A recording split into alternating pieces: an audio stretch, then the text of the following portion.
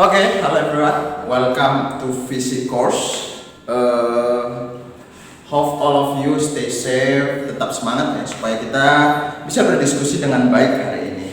Kalau kemarin kita sudah berdiskusi bagaimana energi kinetik rotasi, bagaimana energi kinetik gerak menggelinding atau rolling motion, dan bagaimana hubungannya dengan energi kinetik translasi. Itu sudah kita tuntaskan di course sebelumnya. Maka hari ini kita akan bahas bagaimana kalau momentum benda yang bergerak secara rotasi.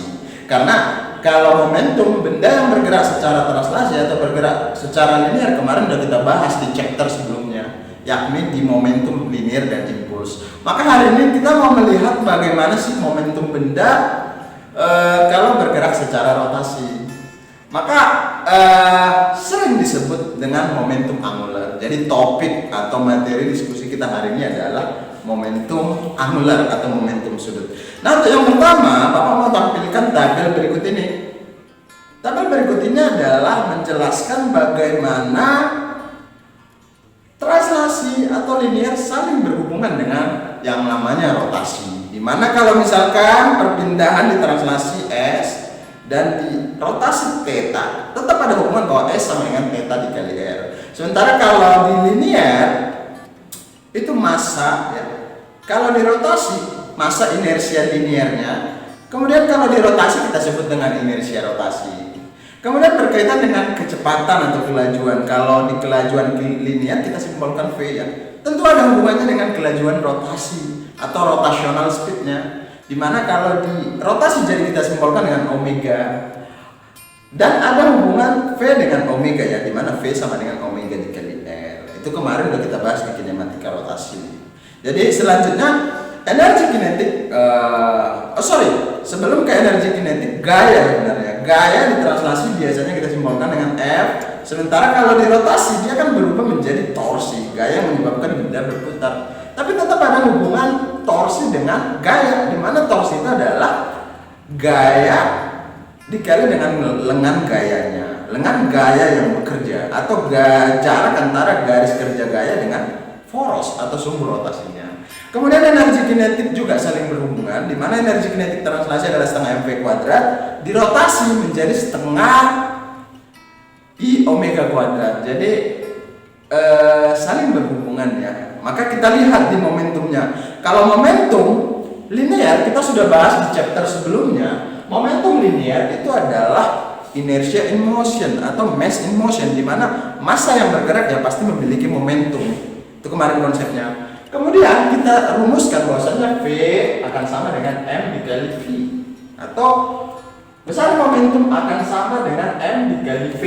Kemarin kita simpulkan bahwasanya momentum itu adalah ukuran kesukaran memberhentikan sebuah objek yang bergerak dengan kecepatan linear. Makanya kita sebut dengan linear momentum. Gimana kalau di sudut momentum angular? Momentum angular adalah bagaimana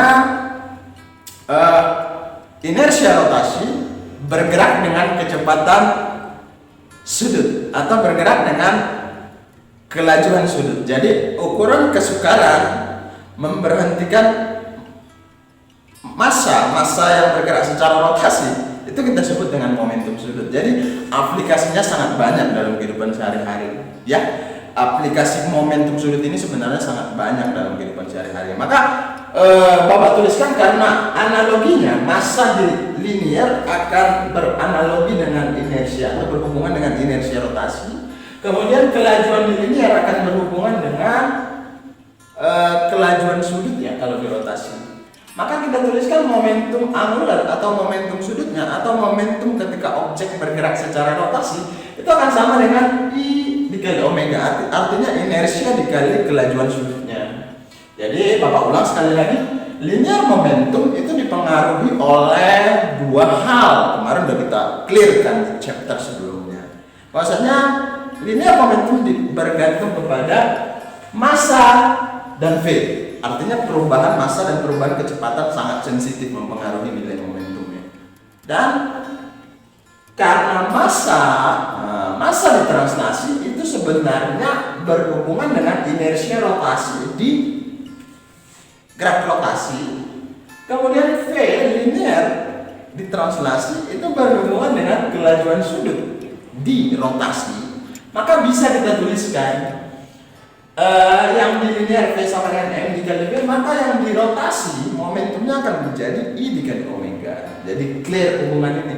Kemudian dengan bantuan analogi translasi rotasi bisa kita tuliskan bahwasanya momentum sudut itu adalah momentum linear dikali dengan R-nya dikali dengan jaraknya dari sumber rotasinya. Maka kalau mau kita tuliskan ini sebenarnya hanya alat bantu supaya kamu paham dari mana ini. Maka kita tuliskan V dikali R. V itu apa? Momentum linear. Momentum linear itu adalah MV, ya, MV. Maka kita tuliskan MV dikali R. Nah, kemudian V kan sama dengan omega dikali R ya. Omega dikali R karena kemarin sudah kita pelajari hubungan V, omega dan R. Maka kita tuliskan M omega R kali R sama dengan MR kuadrat omega. MR kuadrat itu adalah inersia rotasi jika objeknya kita anggap sebagai partikel ya. Baru kita bahas di momen inersia. Maka besarnya momentum sudut itu akan sama dengan I dan I dikali omeganya. Jadi ada dua faktor juga yang mempengaruhi besarnya momentum sudut, yaitu inersia rotasi si objek dan kelajuan sudutnya.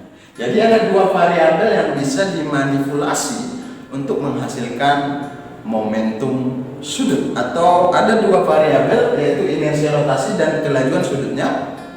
Ketika kita mau menghitung atau ketika kita mau mengetahui nilai momentum sudut objek yang bergerak secara rotasi. Kemudian setelah itu kita akan belajar yang namanya hukum kekekalan momentum sudut.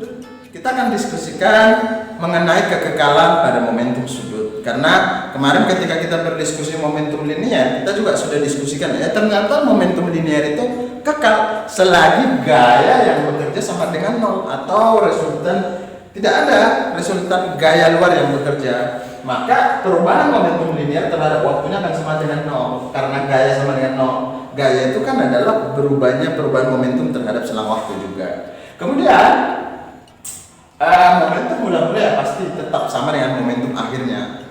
Total momentum mula-mula akan sama dengan momentum akhirnya. Kemudian kita lihat di angular momentum atau di momentum sudut. Maka ketika kamu lihat video yang pertama tadi, guru yang mendemonstrasikan bagaimana kekekalan momentum sudut itu sebenarnya. Maka ketika dia rapatkan tangan, dia akan bergerak atau berputar lebih cepat daripada ketika dia merentangkan tangannya.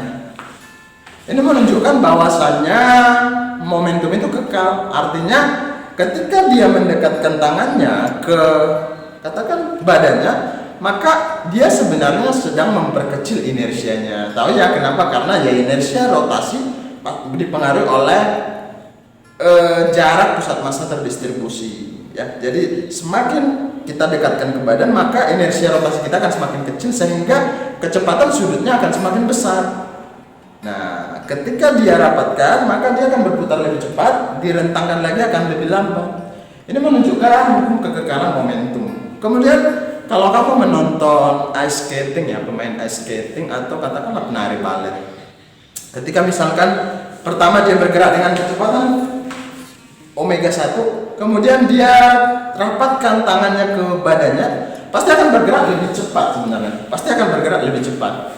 Nah, ini juga senada dengan yang tadi Bapak jelaskan bahwasanya ketika dia memperkecil inersianya untuk momentum sudut yang kekal, maka kecepatan sudutnya akan semakin besar. Jadi kalau kita tulis, ya momentumnya akan kekal, mula-mula akan sama dengan ini sebenarnya. Maka kalau inersianya besar, omeganya akan relatif lebih kecil daripada inersianya diperkecil inersia, maka kecepatan sudutnya yang akan semakin besar. Sama halnya dengan peloncat indah, dia akan menekuk badannya ketika melompat supaya mempercepat putaran. Nah, ketika mendekati akhir lompatannya, dia akan meluruskan kembali badannya supaya memperlambat dan dia bisa mendarat dengan baik.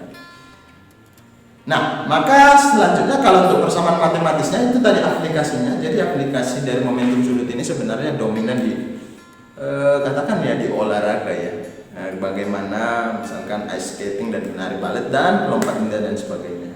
Kemudian kalau untuk persamaan matematisnya ya kita tuliskan, selagi tidak ada torsi luar yang bekerja, resultan torsi yang dari luar bekerja sama dengan nol, ya maka momentumnya pasti kekal. Artinya momentum sudut mula-mula kan sama dengan momentum sudut akhirnya.